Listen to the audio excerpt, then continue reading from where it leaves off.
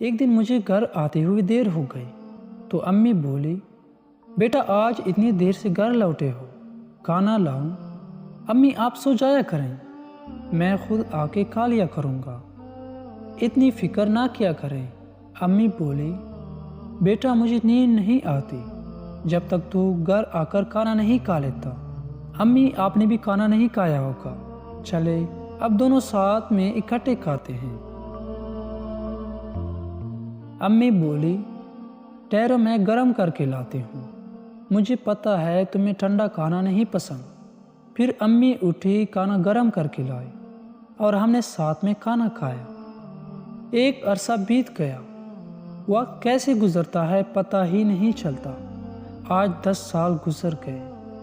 رات گئے گھر لوٹا تو کسی کو اس کا انتظار نہیں تھا۔ کچن سے کھانا لیتے ہوئے اسے ماں کی یاد آ گئی۔ بیوی اور بچے سو رہے تھے۔ کھانا کھاتے یاد آیا کہ وہ تو گرم کھانا کھاتا تھا۔ نوالا اس کے حلق میں اٹک گیا۔